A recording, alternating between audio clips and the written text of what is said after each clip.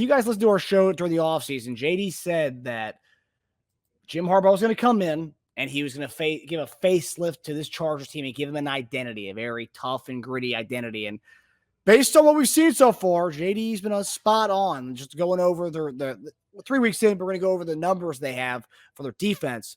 So right now, Chargers are third in points allowed in the league, averaging 11 points per game, allowing teams 11 points per game.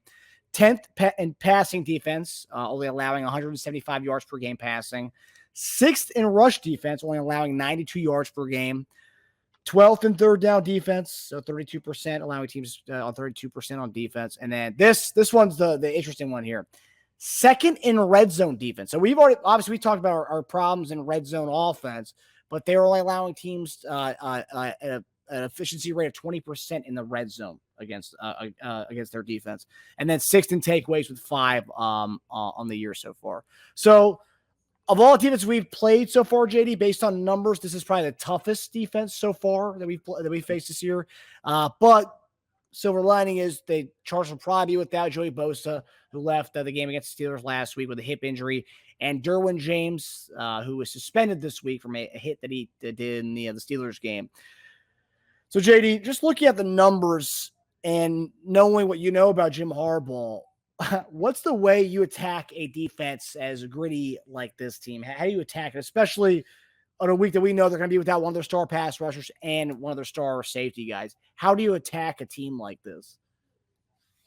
I think you gotta bring the energy, exactly what you're going to see. And so I'm gonna give you a quick little synopsis of their defense. This is what I kind of do. I'll give them the scouting reports. They run a base 4-3 defense. That's what they do. Okay.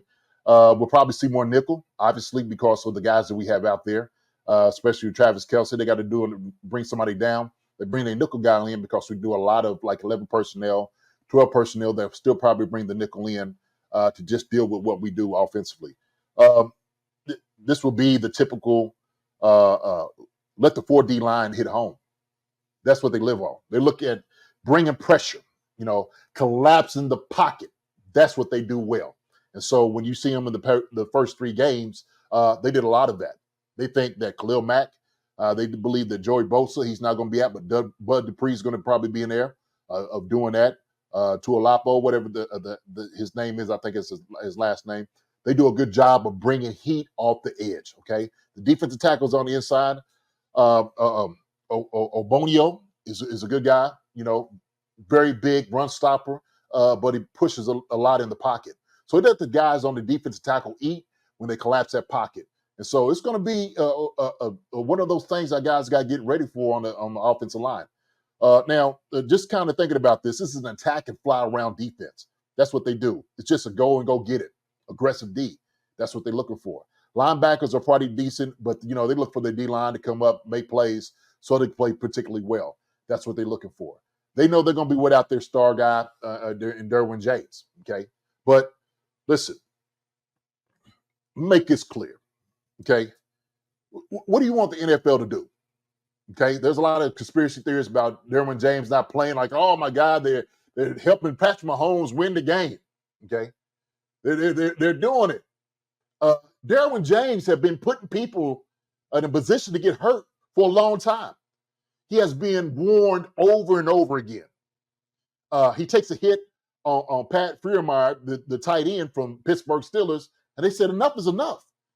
That's done. Enough is enough. And so they had to suspend the guy. Were you waiting for somebody to get hurt? Other guys have got hurt. Yeah, we're talking about concussion, CTE. You're trying to keep the game safe. All right. You have a guy who has been a menace, hitting guys late in places that he shouldn't be hitting them. Okay. Derwin James is out, as he should be. Sorry. Okay. You can make all of the theories you want to about, he's not playing, helping the Chiefs out. Baloney. Absolute baloney. So I don't want to hear any more about that Derwin James being out, but he's not going to be playing. Now, with that being said, we do understand that they have a very good athletic corner, okay, and Asante Samuel Jr. Okay, he's a ball hawk. He understands how to play, and he's very aggressive. Hell of a player. So we got to make sure when we go against this guy that we bring our A game, against him because he's a guy that will come out there, man, and he will make plays. So they're looking to go against the offense that we have. But let me say this. Let's make one thing clear here.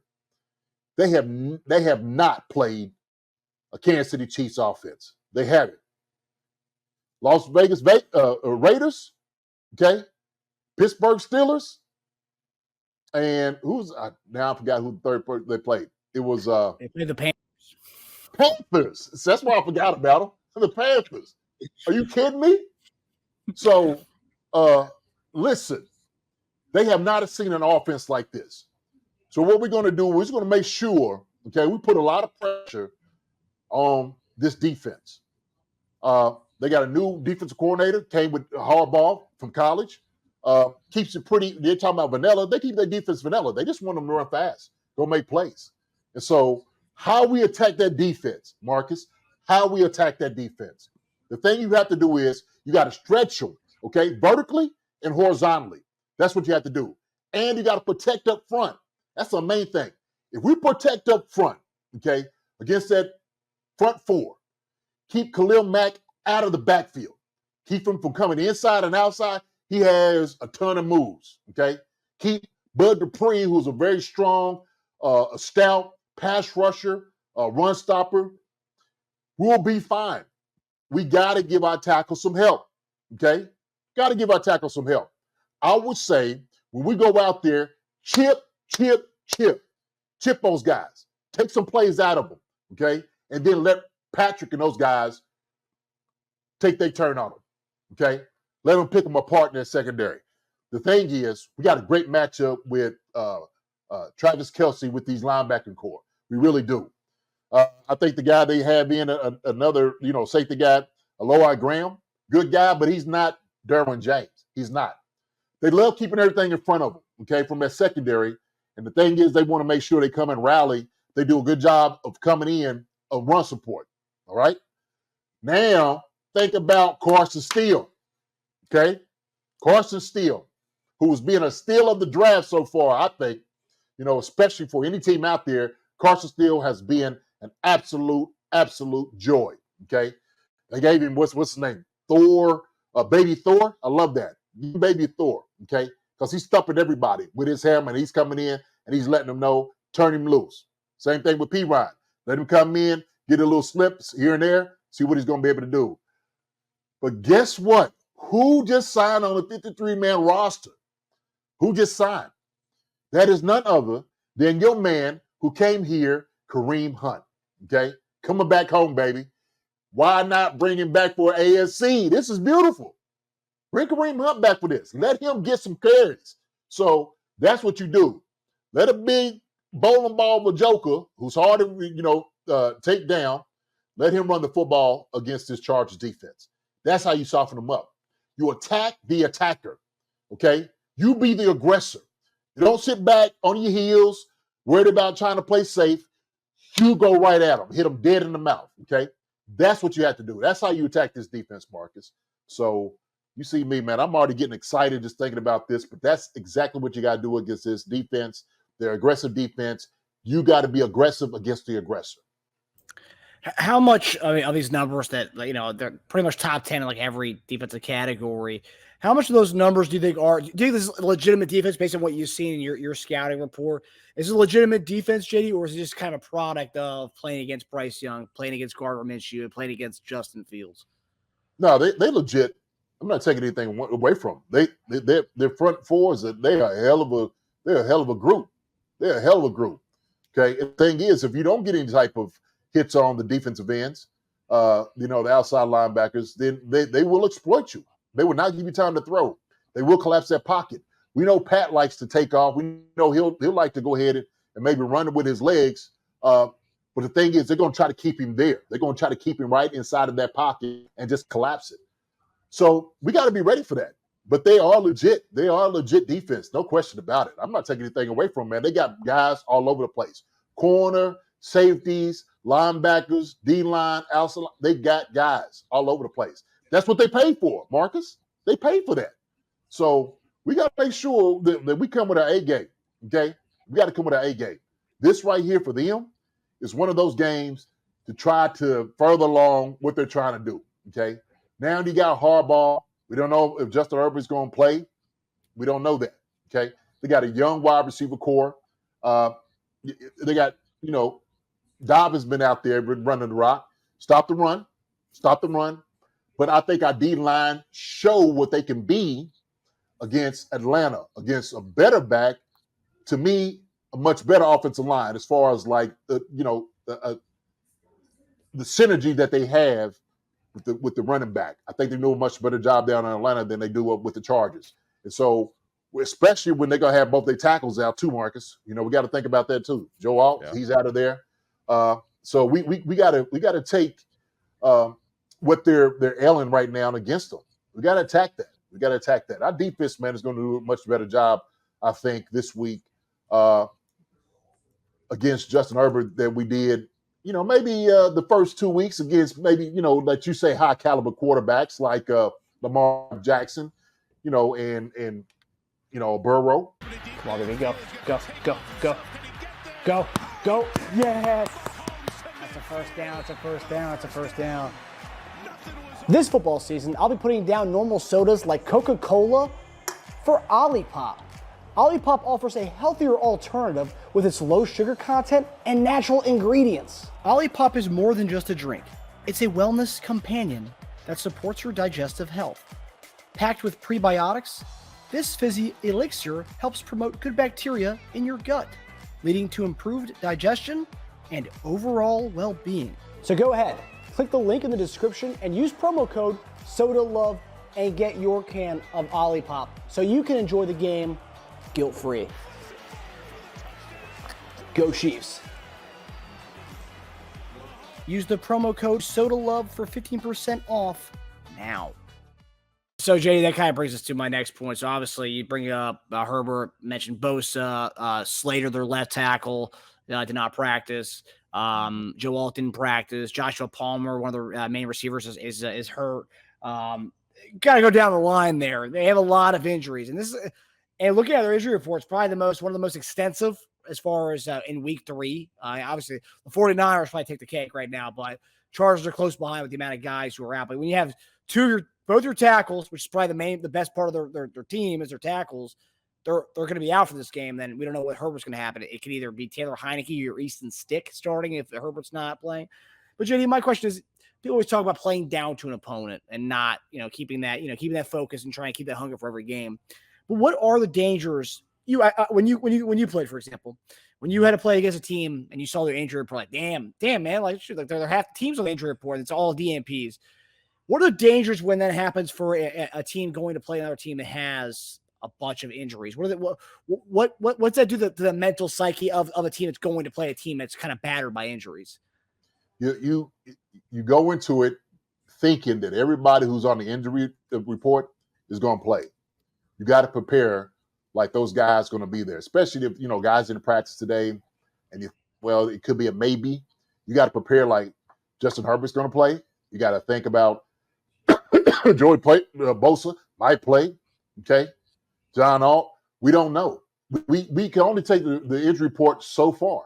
And so when you're doing that, they could be playing possum.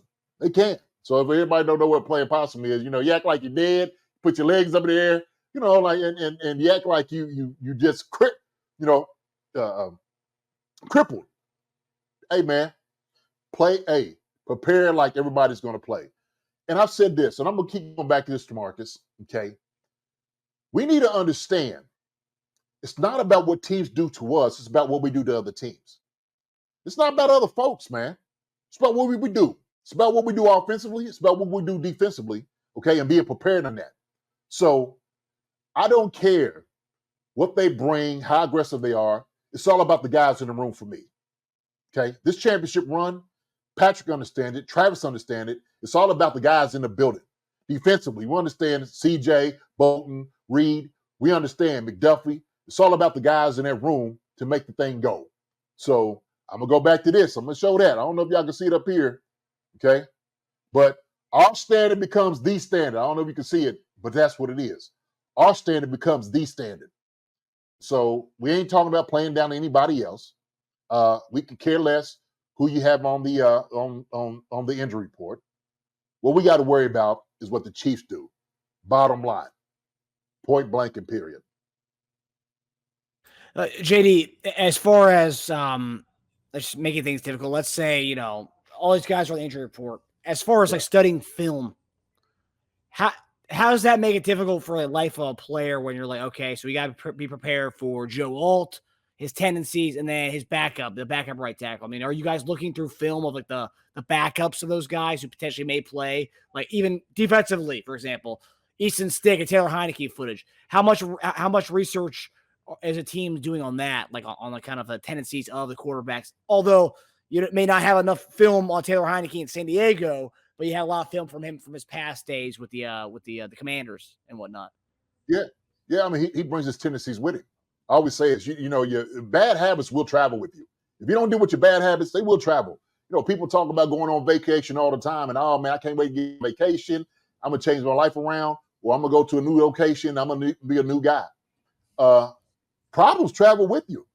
If you don't deal with those issues at that moment, at that time, to try to get back, and whether it be mechanics or whatever with Heineke, he's a good quarterback. I like Heineke. He can throw the football. I know that. He's a really good quarterback. I'm not taking anything away from it. But also, too, we understand with Heineke, there's a reason he's not at the place he was at, okay? There's a reason they let him go. So Heineke is traveling with some of his bad habits. His bad habits. My thing is, if you're looking at it, I'm seeing Alex Leatherwood, okay? Alex Leatherwood is Joe Alt's, that's his backup. Alex Leatherwood, if I'm not mistaken, had been at a couple places. Alex Leatherwood was a first-round pick that they got rid of in Las Vegas. So is this new location going to bring him to a place where he plays better? Sure, possibly. Is he still going to have some mechanics that you can still exploit? Absolutely. And so I think we got to check those things out. They do a very good job of scouting guys. Believe me, they go through getting every stat you could possibly do, every rep that you have possibly been given, college, in the pros, in your backyard. If you've been kick stepping in your backyard, somebody's on the roof probably taking a video of you. Okay, that's what the NFL does to get all they pay good money for. Okay, I just say that, Marcus. That's what they do. So we'll just have to see. We'll just have to see. But when we go in preparation, man, we got to think they're going to bring their best. They're going to be ready and prepared for us. And that's how we got to go ahead and we got to follow up with that. Yeah, that makes sense. Makes sense. Yeah. Seeing a lot, everyone thinks that Herbert is going to play on Sunday. He was a limited participant in his press conference today. He did say he's going to play Sunday. So, yeah. I will say, are you kind of surprised the way they've been using Herbert this year? Because I feel like they're not throwing in a lot with him. I feel like it's very, very talk about vanilla. It's been a very vanilla offense for San Diego this year. It's been pretty much ball control. I mean, they're not committing any turnovers, and they're just running the heck out of the ball. And like I think the last two games, Herbert's thrown the ball like 20 times, like 20 passing attempts, which is interesting because Herbert's probably amongst one of the more talented throwers in the league, I would say, amongst one of the most talented. But like 20 attempts with him, it's like it's not when Harbaugh came over and he inherited at the Alex Smith that he had to kind of rebirth again and bring him back up again, build up his confidence. This is a guy who's was throwing 30 plus touchdowns in seasons before. So like I'm very skeptical with the way they've been using Herbert so far this year. Are you surprised with the way they've been using him? Yeah, but he also has a very young receiving core. True. You got some young guys, unproven guys. I thought Joshua Palmer was going to take over after you got rid of Keenan Allen and my man up there in the Jets, Williams, and so it hadn't happened. McConkley, the guy that you wanted at the Chiefs, he does a pretty decent job, but he's a young dude. Okay, Johnson, who they thought was going to be that first round pick that was going to kill everybody. Sometimes he looks as slow as molasses out there when he runs. And I'm sitting there thinking, look, as a guy with dreads, I'm like, maybe you need to cut your dreads off, man. Get a couple pounds off of you, brother. But He had one good game. I think it might have been against it was against Carolina that he blew up. So it was Carolina. One that they had a good game. I think. Yeah, he had 2 touchdowns that game. He had 5 for 51 and 2 scores, and then last week 2 for 44 and a touchdown. Yeah. So they're gonna try to get him going. And they got Hayden Hurst as a tight end. I always like Hayden Hurst. He had some problems, I think, medically, but he's always a good tight end. I think does a pretty good job. But they're young. They're a young wide receiving group. So Justin Herbert's probably trying to get on the same page. Like, hey man, look, like if you're not where you're supposed to be, I can't throw the football there. That's important. That's important for a quarterback. So just because Justin Herbert has a big arm, shoot, if you ain't got the guys around there to run the routes, it don't matter. You can't get open. I can't throw the football. You know why, Marcus? Because that sucker's going to go the other way. That's why. Okay?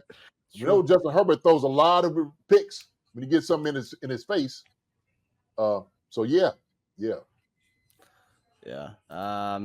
Chiefs fan 1969. Teams play the Chiefs as if it's their Super Bowl because for many of them, it's as close as they will get. Very true. If Herbert is able, he will be there for sure. Yeah, I think so. I think if he's close to 100%, he's going to play.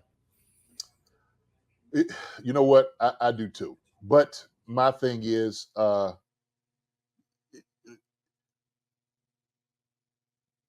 they're hoping the atmosphere is going to help them out a whole lot too, right?